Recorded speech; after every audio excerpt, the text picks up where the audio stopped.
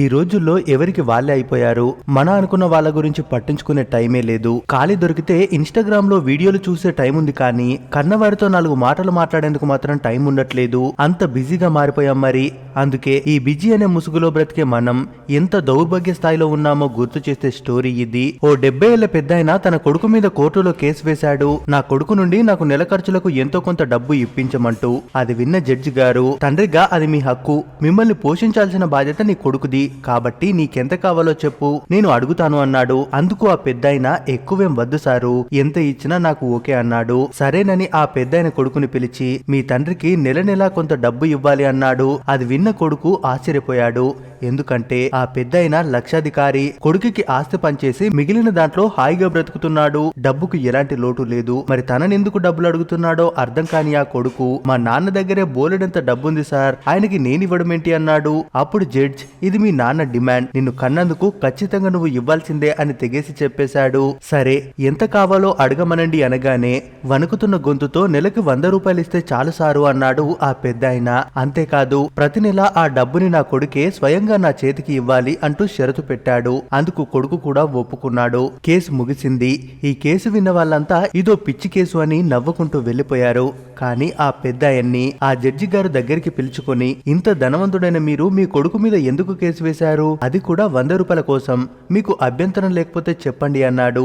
ఆ ప్రశ్నకి ఆ పెద్దాయన కళ్ళలో నీళ్ల సుడులు తిరిగాయి. భుజాన ఉన్న కండువాతో కన్నీళ్లు తుడుచుకుంటూ, నా కొడుకుని చూసి ఎన్నో నెలలైంది సారు, ఇదిగో ఈ రోజే వాడిని చూసే భాగ్యం దక్కింది అంటూ అసలేం జరిగిందో చెప్పడం మొదలుపెట్టాడు. మాకు ఒక్కగానొక్క కొడుకు వాడు, వాడి కోసమే కష్టపడి డబ్బుని పోగేశాను, వాడికి ఏ లోటు రాకుండా చూసుకున్నాను, వాడు బాగుండాలి అని అన్ని ఇవ్వాలనుకున్నాను, కానీ ఏ రోజు వాడితో గడిపింది లేదు. తీరా గడుపుదామనుకుంటే ఇప్పుడు వాడి పనుల్లో బిజీ అయిపోయాడు. నచ్చిన అమ్మాయిని పెళ్లి చేస్తే మాతోనే ఉంటాడనుకున్నాం, కానీ వేరు కాపురం పెట్టి వాడి జీవితం వాడు చూసుకున్నాడు. అలాగని నా కొడుకు మీద నింద వేసే హక్కు నాకు లేదు. మా ఇంటిదేమో నా కొడుకు దగ్గరికి నన్ను తీసుకెళ్ళు అంటుంది, వాడేమో ఫోన్ చేస్తే బిజీ అని కట్ చేస్తాడు. అందుకే కనీసం నెలకొక్కసారైనా ఇలా వాడిని చూసి కలిసి మాట్లాడే అదృష్టం దక్కుతుందనే కేసు పెట్టాను అన్నాడు ఆ పెద్దాయన.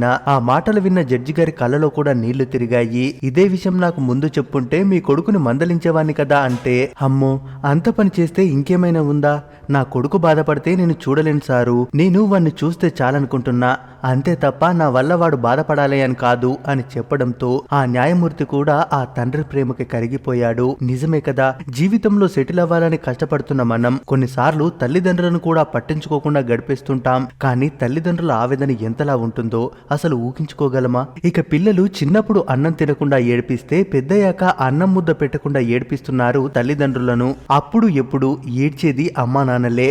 తల్లి నవమాసాలు మోసి బిడ్డకి జన్మనిస్తే తండ్రి జీవితాంతం ఆ బిడ్డ కోసం కష్టపడతాడు. కానీ అదే పిల్లలు పెద్దయ్యాక వాళ్ళ ఖర్చులు భరించలేమని సేవలు చేయలేక దూరం పెడితే, మరికొందరు పొట్టకూటి కోసం ఊరు దాటుతూ కన్నవాళ్లను వదిలేస్తున్నారు. కొందరైతే తల్లిదండ్రుల అంత్యక్రియలు కూడా రాని పరిస్థితి. ఈ లెక్కన అనాథ శవాల పేరుతో అంత్యక్రియలు జరుగుతున్న దౌర్భాగ్యం ఎందరిదో. ఒకప్పుడు కొడుకులకి పెళ్లిళ్లు చేస్తే ఓ ఇంటివాడు అవుతాడనుకునేవారు, కానీ ఇప్పుడు పెళ్లి చేస్తే మేమెక్కడ ఒంటరైపోతామో అనే భయంలో బ్రతుకుతున్నారు తల్లిదండ్రులు.